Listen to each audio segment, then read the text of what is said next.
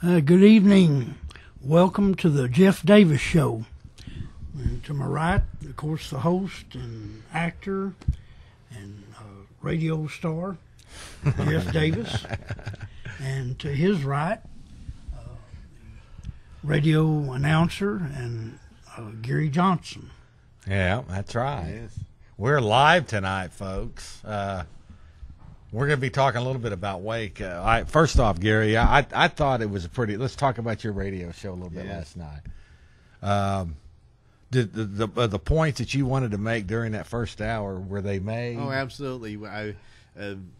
Jeff was on the show last night, and we mostly talked about your entourage going to Waco and going on location there. That's mostly what we talked about, and remembering the 18th anniversary of the 1993 siege.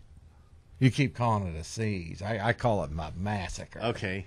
Well, it's both. Right there we are. Look at the lovely Lorraine artist. Right there's a photo of us all. That was at McDonald's in Temple or something like Temple. that. Yeah. And so we got some footage of Waco. We're also going to be right there, by the way, is Gary Johnson's radio show Sunday nights, 8 to 10 p.m. Central Time here out of Austin, Texas, 90.1 FM for Central Texas, ruleoflawradio.com. Yes. Like I say, Gary Teague said you had an excellent show last night. Yes. So you're getting good reviews. Good reviews, yeah. Okay, we're going to also, since Mike Hansen isn't here tonight, he's enjoying himself in Lake Charles, Louisiana. He's at the La Berge du Lac Hotel and Casino. That's what he told me over the phone. You ever been there? No, I have not. It's pretty nice. Uh-huh. It makes you wonder why Texas doesn't have legalized gambling, because remember, Gary, half the cars parked in the parking lot were from Texas. Uh-huh. Yeah. So that's one thing we've been trying to get down here: legalize gambling in Texas. Yeah, they should. There's no reason why we shouldn't have it. I mean, it's... I agree. It should be based upon the market. I think the market could sustain some casinos in Texas. Instead, it's a state legislature in Louisiana. Yeah, right, yeah. And but anyway, we're going to play about 10 minutes of this feature film. This is an encore presentation. We played it on the show about 3 or 4 months ago when it first came out. This is the DVD. It's a feature film called Pastor Shepherd. I worked several days in it. All of my lines and scenes are included in the DVD. You'll see me here in a security outfit coming up. Mr. Gary Teague, you make a solid appearance in the church. Yes. Part of the crowd in there. You can solidly see. Yeah, it was a lot of fun. It was. It's always. Yeah, this was a fun shoot. Edward Marshall is the director, great guy, lives in L.A. Don Worley is the lead. He plays Pastor Shepherd. He is a stand-up comic from L.A. And probably the leading star, other than myself and Gary that are in it, is Danny Trejo, who just got his first lead in Machete. Ah. So, Okay. pretty good little gig here. So we're going to do that first. By the way, what did you think? I know you didn't go with us, but did you have us on your mind April 19th? Oh, yeah. Yeah, I wish I could have gone with you.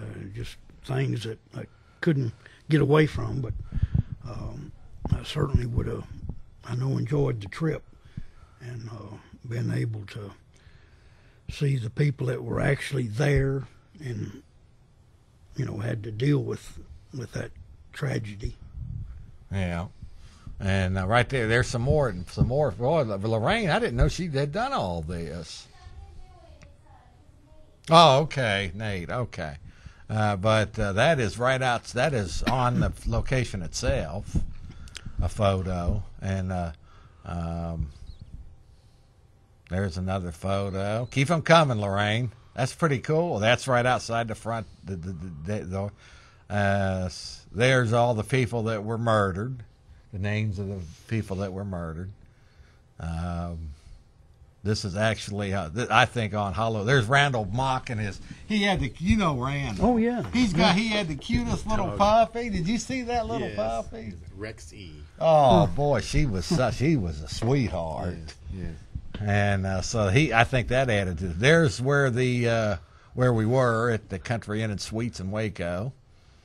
There's Mike Hansen with Branch Davidian survivor Sheila. Keep that up just a minute, Lorraine.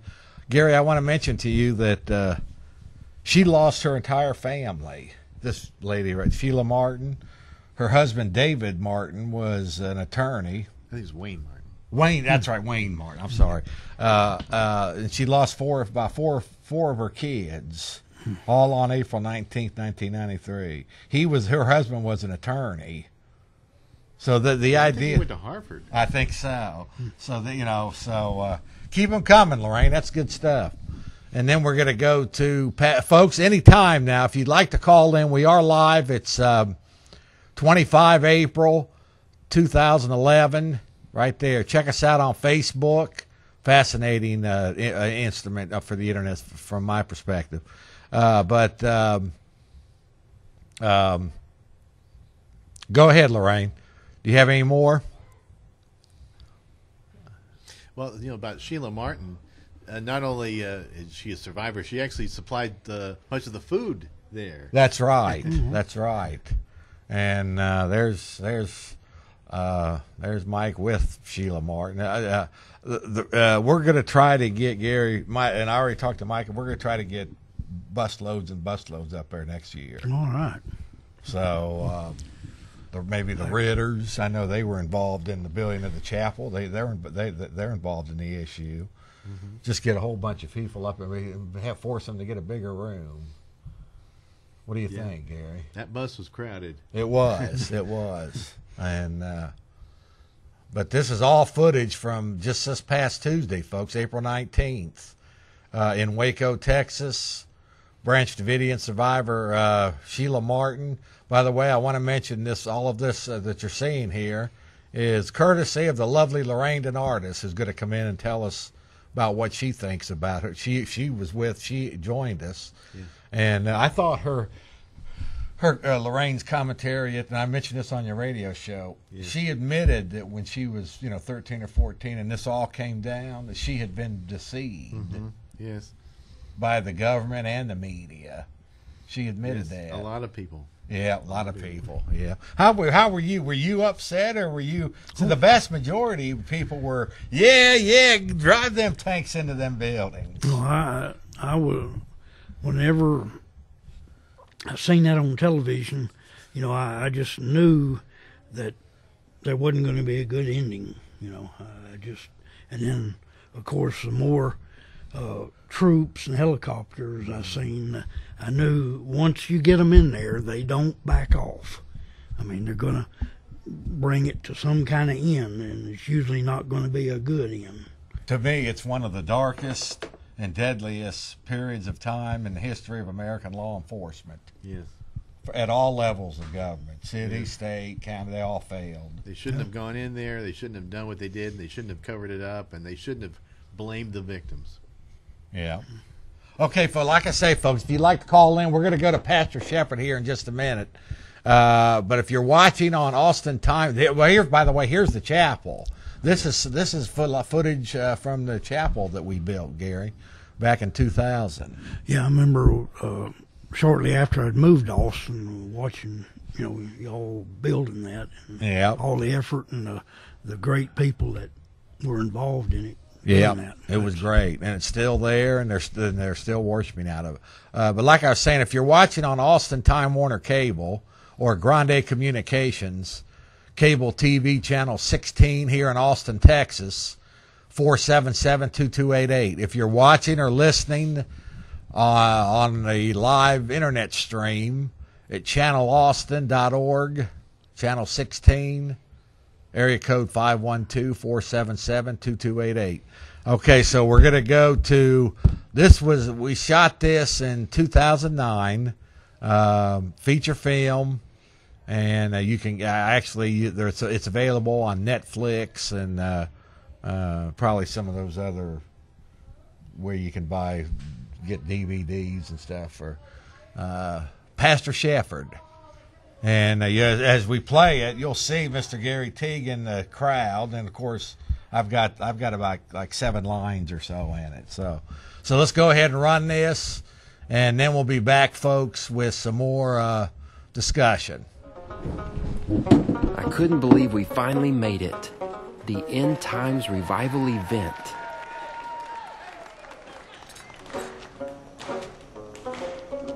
Can I help you? We're here for the revival with Barry Sensical. He's awesome. Do you have tickets? We have an invite. Mom's holding on to it. Then you need to get in there and take care of business, sir. There's about 10 minutes left till it starts.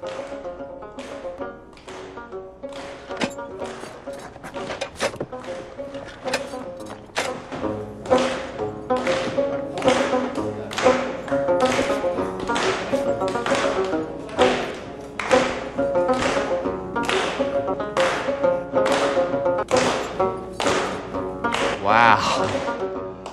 This is like heaven on earth.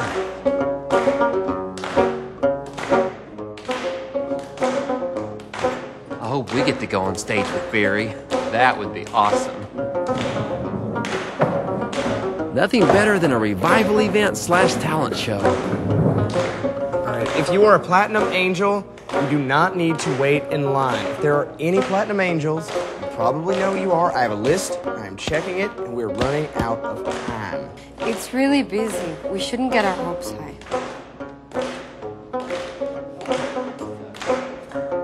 All right, does anyone else want to give me a line of malarkey to try and get on stage?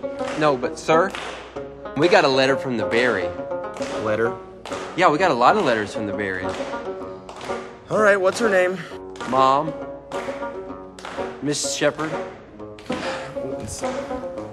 Shepherd? Shepherd.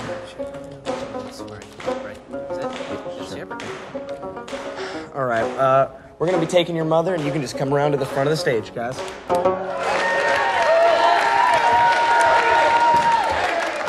But I want to go with my mom. You can just come around to the front of the stage. But my mom. Sir, front of the stage, sir. Thank you. Mom? Devil, you're on thin ice, because here they are, the Spiritual Skating Squad.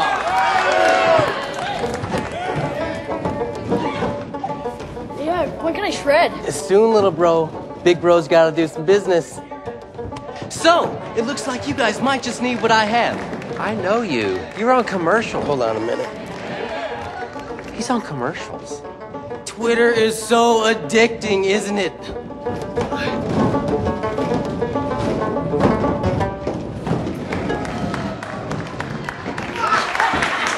Anyway, I was talking about the future.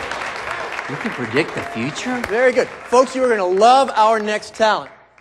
Doug Moorhead, nice to see you. And Molly. Anyway, what's your name? Mr. Shepard. Good a Christian name as any, I suppose. I'm Ivan. Are you by any chance a pastor? Pastor? No. Just Mr. Shepard. Well, we're selling Intervangelist 2.0 packages to folks who are looking to spread the good news. Internet evangelism? God created man, radio, television, then the internet. It only follows that we start reaching out to potential donors on the internet too. We could set you up with a complete Internet evangelist package for cheap. Listen, $6,000 is our basic package. Trust me. You'll get it back from donors in a shake of a finger.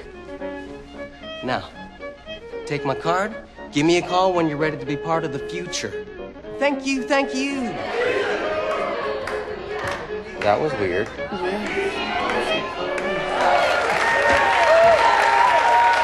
Whoa, hallelujah. He's got the Spirit. Now, we have some nice folks who have helped our ministry to be so successful today, who just need a little bit of the love of the Lord to help them shake the I'm devil sorry, off are you of their okay? backs. Let's bring them on up and show them some of that love of the Lord. What is in this? God is watching us tonight. Yes, He is. I brought it for the talent Yes, show, he but I don't is. think this is the right Hallelujah. place.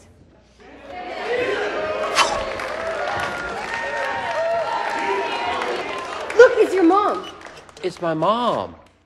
Well, welcome, young man. Is this your dear mother? Yes, that's my mom. Ladies and gentlemen, let me introduce you to one of our most devout and generous donors. Through her hard work and kindness, not only was she able to raise a fairly nice-looking son, but she made it possible for us to have all these magnificent lights. Son, your mama looks like she's hurting. Yes, she has. I'll tell you what she has. She has the Spirit. Yes, she does. She has the love. And whatever it is that is ailing her, she is going to defeat it here, tonight, on this stage. Say amen. Ha ha. Yes, we're going to root that devil out. Son, did you carve this sculpture likeness of Jesus? Yes, I did. This is wonderful. My goodness.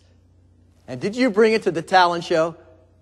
Yes, you did. I can tell that you did. Look at this, folks. The son has created a likeness of Jesus using his own God-given hands. And we're going to talk about this a little bit more, son. But first, folks, what we all came for. Hallelujah! Hallelujah! All right. The love, the hard work of Jesus. The Lord's work in action. Here we go. Oh. Mom.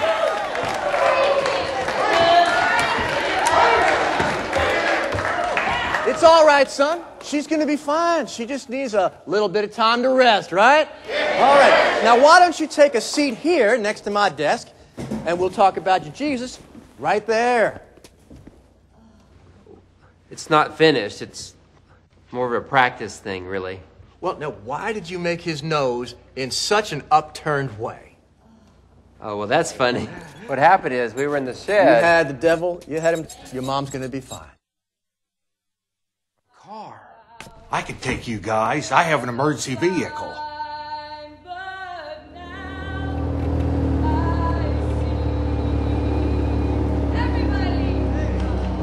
How far is it? About 10 miles.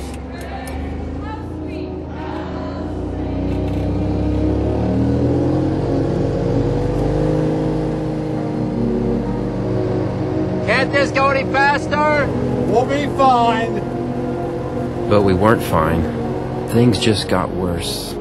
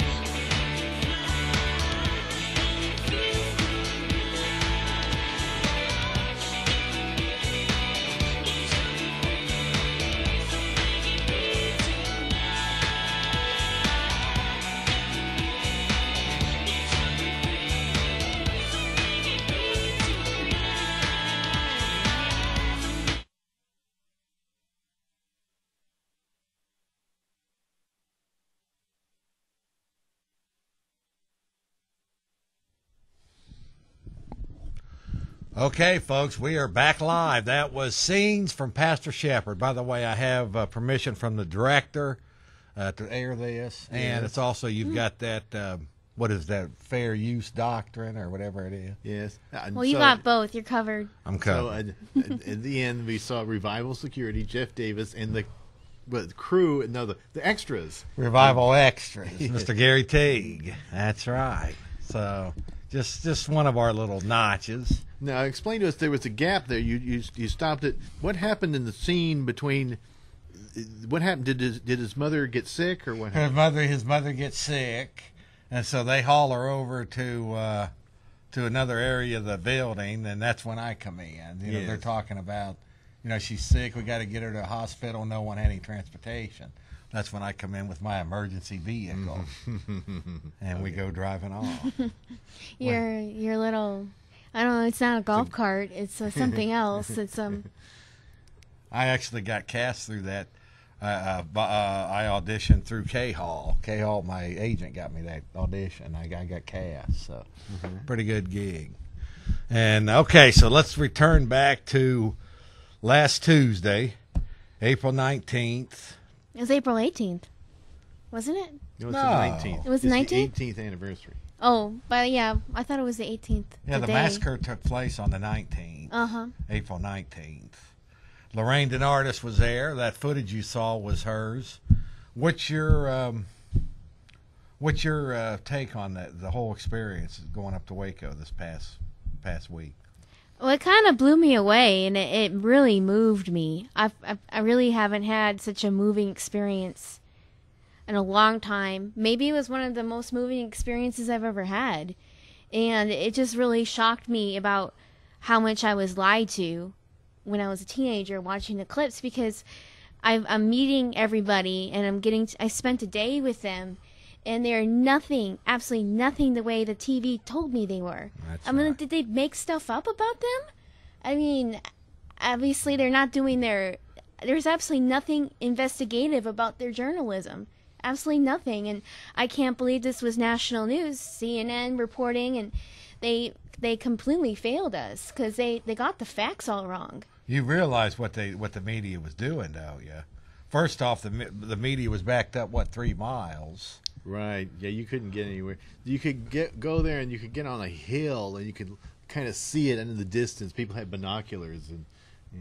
That doesn't give them the right to just make stuff up, though. Well, what was happening? All the media was doing was that every day, the whole 51 days, the FBI had a daily news conference, and whatever came out of the FBI news. And any reporters who were critical were not allowed in. That's right. I remember that. Remember that. Yeah, you couldn't even be critical at the FBI news conference. So whatever they spewed out is the major media just took a hook, line, and sinker.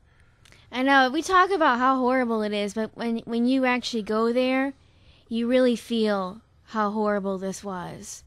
And when you meet the survivors, and that one survivor with her 5 kids died, and she lost her whole family in a day. That's right, Sheila Martin.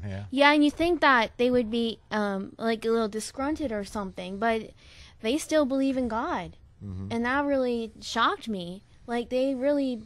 I mean, how can you still have that much faith after this happened to you? But they definitely have a lot of faith, and I mean, they're not only Christian, but they're like super Christian. And the fact that the government would do this to such great people, and the fact that they can make such great people look so bad. Well, and the media, and it's amazing. As I mentioned on Gary's radio show last night. Whether people believe it or not, I'm not saying whether it's amazingly shocking. I believe it or what, but virtually everyone of them think there's some kind of a global new world order. You know that. Yes.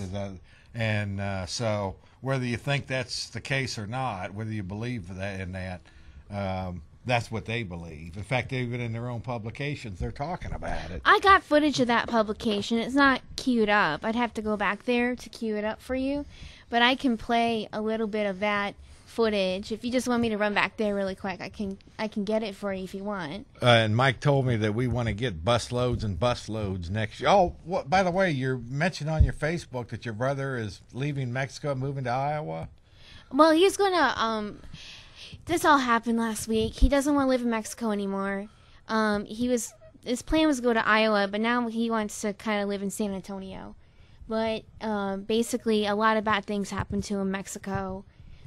He got his wedding ring stolen by the police. They stole his iPhone. The police robbed him. Not somebody walking down the street. It was the police that robbed him.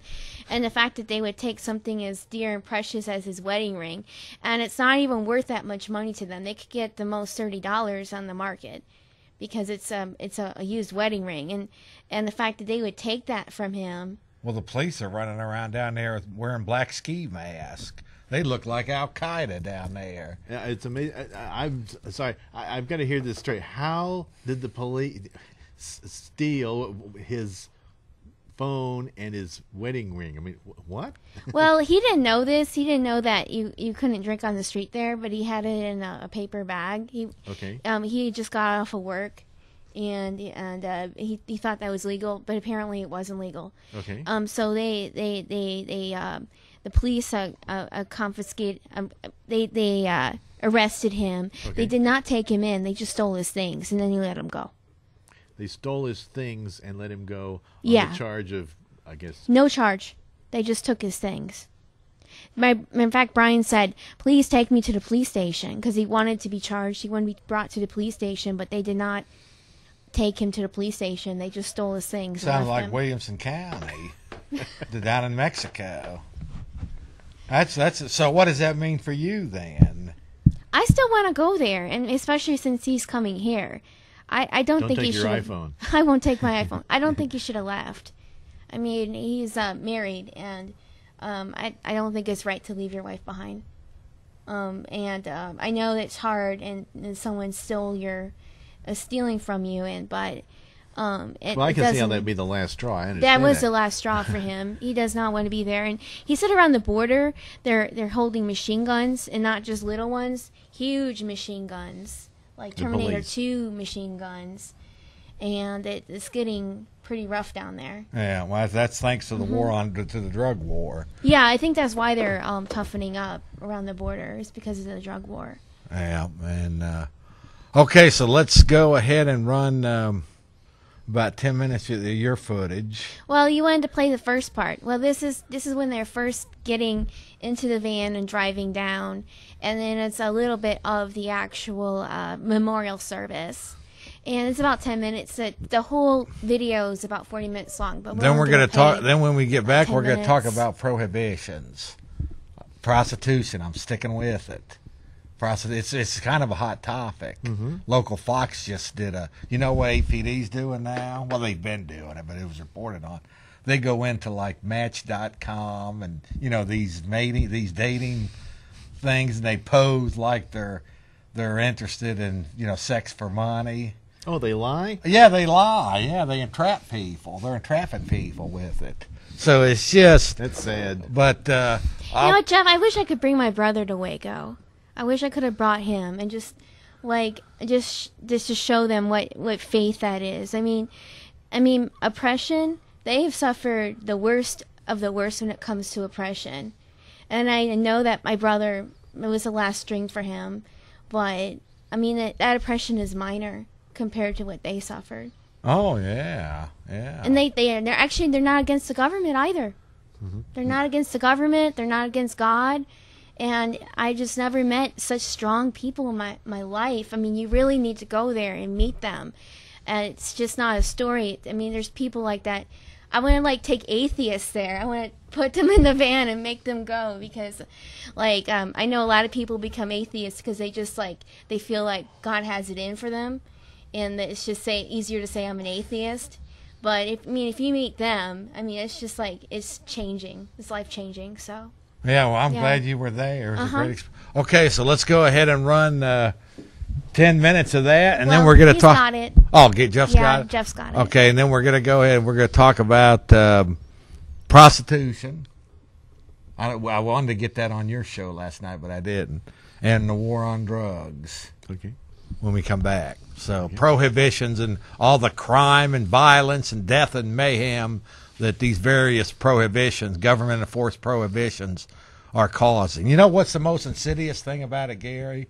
Is they're creating the crime because of the bad laws and the enforcement of prohibition. They create crimes like prostitution. They're creating the spread of diseases. Right. Because if prostitutes were in legal brothel houses, then they wouldn't have to. They're checked for sexually transmitted diseases and things. Use protection. But since it's driven into a black market, they're creating the crime. But the most insidious thing about it is after the crime has been committed, then the government steps in and they present themselves as the protector. But well, they're not predicting anything. But that's what happened with alcohol prohibition. People died from bathtub gin and because it wasn't being checked and so forth. So it always happens with some kind of prohibition. Yes, and so we're going to talk about now. And then I want to mention, how does this affect you? Well, it does affect you, folks. First off, it's a liberty issue, I think. But the fact, just for example, prostitution prohibition. That's prostitution in itself. Lorraine is a sexual act between two consenting adults in exchange for money. Prostitution in itself does not cause the spread of diseases. What's causing the spread of diseases is the enforcement of the prohibition. Mm-hmm. Correct. You understand that? Yeah, I understand that. Okay.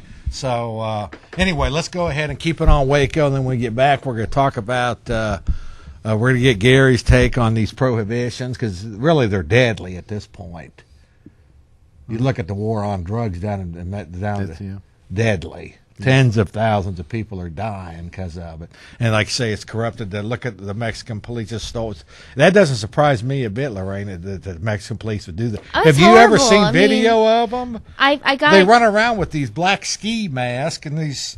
And wedding the media rings are says important. Tells us they're supposed to be the good guys. They're blessed at the wedding. I mean, you just can't replace the wedding ring. Mm-hmm. I mean, you can get another wedding. It's not the same thing as the wedding ring you were married. So they just stole his property no charges. That's the first thing I noticed. Where's your wedding ring at? And he says it was stolen. Yeah. And who you gonna go to try to get it back? If the authorities steal your stuff, you can't go back into the... Yeah, you can't go back to the authorities and say, hey, these people stole my stuff. Mm-hmm. It's really getting bad, Gary, don't you think? Yes. Well, I just was amazed by that story that Lorraine told him. That's not all that happened to him. Something else happened to him, too. He was house sitting, and then he lived there for a month, but then the lady demanded that he pay rent. Oklahoma, there was 2 two posts on the state of Oklahoma where they're pushing for life sentences if you manufacture hash. Concentrated marijuana, life sentence if you get caught. We used to have that in Texas. Really? It was like 99 years or something. And some woman, I think she was an Indian, one of those Indian tribes in Oklahoma. She got 10 years for $31 worth of pot on her. It's always a minority who gets that kind of sentence. You think so? Yes. You know what? I went and bought some of that hemp soap from H-E-B. I went and bought it. It's the softest soap I've ever had. And it just smells so nice. I mean, it makes my skin so soft. Yeah. I recommend that hemp oil soap, seed oil. Okay, Lorraine, let's go ahead and do the Waco thing, or 10 minutes of that, and then we'll be back. Okay, here we go, Jill.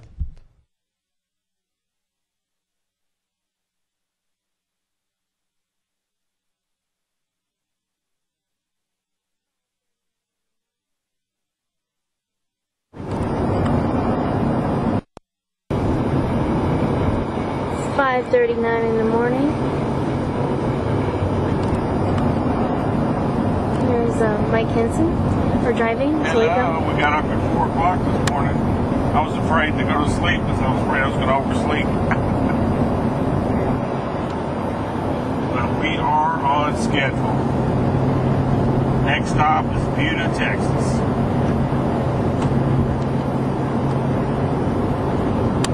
It's very dark out here.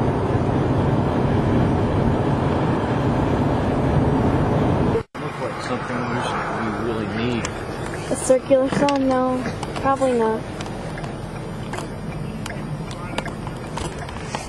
Here I am. Picking up George. A drink that does not have Daylight now. aspartame in it, Gary. or fructose, or antifreeze, which is isopropyl. What is it? Isopropyl? Not alcohol. I'm talking about they basically put an antifreeze in some of the drinks too. Propylene glycol. Okay, well, maybe a year ago. Yeah, a year ago. Yeah. Nobody showing up over here? Not that I'm aware of. Is it supposed to be? Supposed to be 2 people here. Really? I don't know. Might be.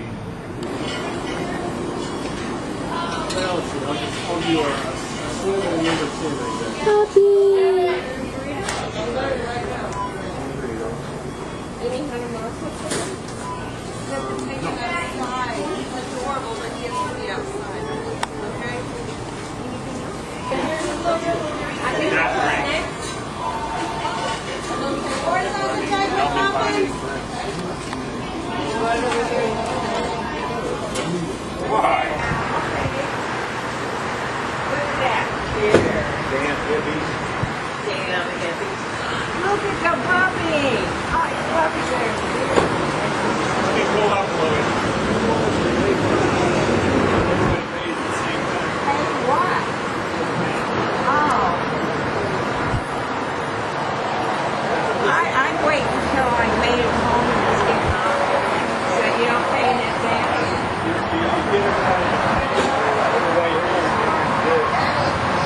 Oh, thank you.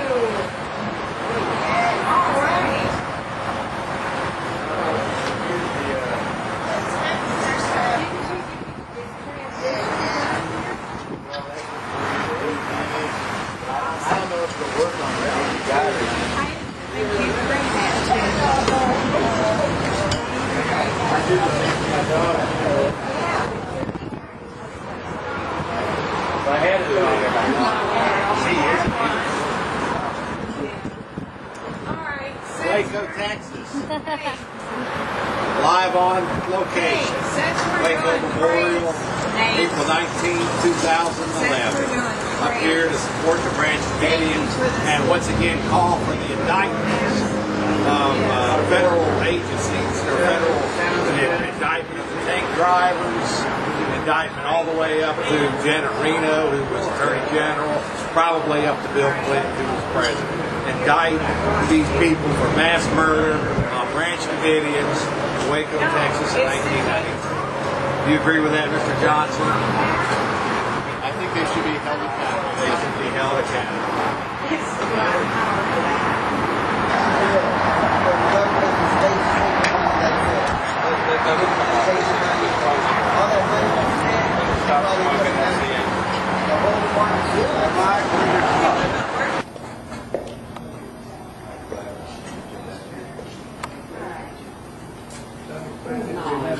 No, I'm going through Alzheimer's disease. That's why I mentioned it. Did you not want to sit over here where we were? I don't know what you Sorry. You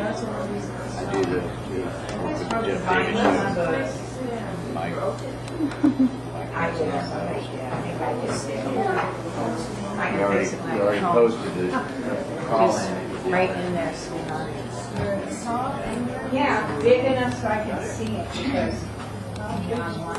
Hi. If I'd have known about it beforehand, I could I'm all have sitting up. sent out an announcement. Well, we didn't even. There. Talk? Hi. You wanted to stand by the van? Okay. Yes, you should be out. Hello, here we are. It's the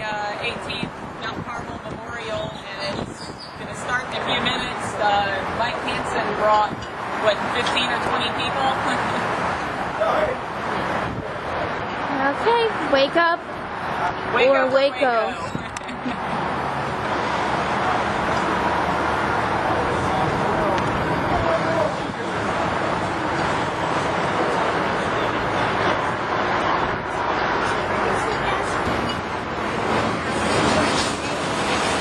You got the hot chocolate after all.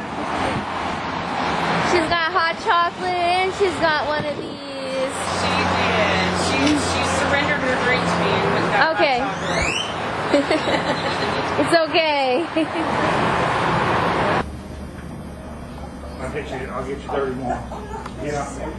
Well, people pay me for the bus. Yeah.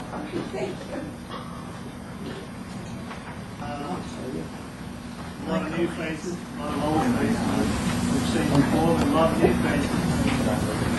We hope that you'll introduce yourselves later on during the eating at some point today. Make yourselves known. We're always glad to see new people. The phone's been ringing off the hook until I left this morning with people bowing out. So, and you still have them pan out, you know. Connie from Missouri is up the city last year. She was planning on coming. And Steve and Lisa from down to Little Austin all said they couldn't tell something came up. Another one called John coming down. That was just, like I said, this morning. So, talk louder? Yeah. Not higher, just louder. Memorial. They had one while I was still in jail, I think in June of '93. This is the 18th annual memorial on the 19th. First one, for those that were around in those days, was put on by Dewey Millay. It's held out at Mount Connell. There was a lot of speakers. And over the years, when Dewey kind of handed the role of orchestrating the memorials, he got out, like I say, handed it over to me. We kind of followed that pattern for many years, where we would invite guest speakers, people we thought had current information on what was going on, whether it was with the trials, whether it was with the guys that were in prison, new information that came out from the investigators and so forth as to what really went on wasn't made apparent back at the time. And so, like I said, we followed that pattern for a while. Now that all of the guys out of prison and no trials going on that I know of, the last couple of years we haven't had yet. See, pretty good turnout. Pretty good turnout. Yes. Mike Hansen, by the way, was brilliant. Did a superb job. That was an amazing coordination. I mean, they're supposed to pick me up at 8:20, and 8:20 they were right there. You know, it was just amazing. And everything seemed to run pretty much on schedule. Yes. Yeah, he did a real good job, Mike Hansen. And like I said, when I talked to him in Louisiana a couple days ago, he wants to get his goal was to get buses and buses going up there next year. So. I know Gary disagreed. Wendy Taylor disagreed with me, but I'm still going to follow old Terry Liberty's lead and call for indictments. Gary. Oh, indictments are fine. I'm just, You don't think it's going to happen? No. Well, I think there's a better chance of that happening than taking back the country with a vote in an election. Oh, I agree with that. Because I just don't see much hope. I know you. That's why I always like to have Gary here. He's got that kind of less anti-government approach, I guess you could say. But yeah, it was really a nice experience. So, okay, now what we're trying to do, is it going to work, Lorraine? Okay. For people, now we're at the end. We're looking at Clive Doyle. He was doing he did the ceremony, and so that was the person you were seeing near the end, and then that pretty well captured the atmosphere there, except that we didn't see us eating lunch a little bit afterward. But that was what was going on. All the people getting there and getting around and talking to each other, and as Lorraine said, getting to actually meet them in person. It was a wonderful experience. Yes. Yeah. And now you were up there, you said, during the time of the siege. I didn't even do that. I was down here bitching about it on TV, and you were actually on location. Well, shortly after it happened, the February 28th thing, some libertarians in Dallas put up a picket line in front of the federal building with signs like, "Is your church ATF approved?" and that sort of thing. And then some of us would go up to Waco, either coming down from Dallas, going up from Austin, and we would just, picket that press conference. That's why I know about it. We'd go out in front and protest it, and that's also I knew, like you said, you couldn't get anywhere near the site. And we talked to the press a lot, and they were already, following the press releases and all that. And they thought we were supporting the Branch Davidians because we were, for religious, we were like part of their religions. And no, we just think what the government did was wrong. And this is before the last day. This is just because of the first day. Yeah, well, that's good. That's good. Yeah, because my perspective is we can't have that happen again. Right. I mean, one of these precursors to war, Gary, when they tell, this Saddam was killing his own people, Gaddafi killing his own people. Well, the truth is every government in the world has killed its own people. Yeah, that's true. And Waco, Texas in 1993 is a classic example. Would you agree with that? Oh, yeah, definitely, Jeff, because like you say, there's not a government that's been on this earth that hadn't killed their own people. That's right. And if the people aren't vigilant and keep up with what's going on, that can continue to happen. That's right. And that's why I think that, shows like yours and others that keep this up, making people aware of what's going on. Because if you look at the main news media, you're not going to hear anything about it. Oh, if you do, it'll be, 18 years ago, a religious cult, attacked the loving federal agents on this day, and 6 federal agents were killed by the cult members. They were just dropping by to execute a search warrant. I don't know what in the world those heavily armed, jackbooted government thugs and the cattle cars don't pay any attention to them, and the helicopters don't pay attention to that. Yeah, because all that weaponry they had and everything, that took time to get all that logistics in place. Yeah, it wasn't just a spur of the And when all the time, it should have been the county sheriff to go out there and. The county sheriff at the time was friends with David Koresh. Right, yeah. And what I'd heard, of course, but a lot of times, when he'd be in town there, would see him, and, they knew each other. Yeah. And yet, what happens, we got a force of people that just basically a siege. That's all it was. There was no reason for that to have to happen like that. I agree. Let's try a call. See what we got here. Welcome. You're on Worldwide. Hello? Hi, Jeff. Hi, ma'am. Oh, hey, this is Pam Farley. How are you doing? Hey, Pam. Hey, I just wanted to call in and give a shout out to Mike and tell him thank you for organizing that trip to the memorial. And to say hi to you guys, and thanks for the great camaraderie on the way up there, and for everybody just going and supporting the community there of survivors. Pam, let me introduce you a little bit. You joined us last Tuesday on our van trip. You are a web designer, and you're the current you did the web designing for Tag. Is that correct? I did. And you're also planning on doing a couple of websites for Mike Hansen. I am. I'm working on one for Mike. Just finished one for Mike that'll be rolling out soon. BohemianGroveExposed.com, is that one of them? Yes, the domain isn't live yet, but it's coming within the next few days. Cool. Yeah, Mike. He's not here tonight. He called me the other day and he told me he was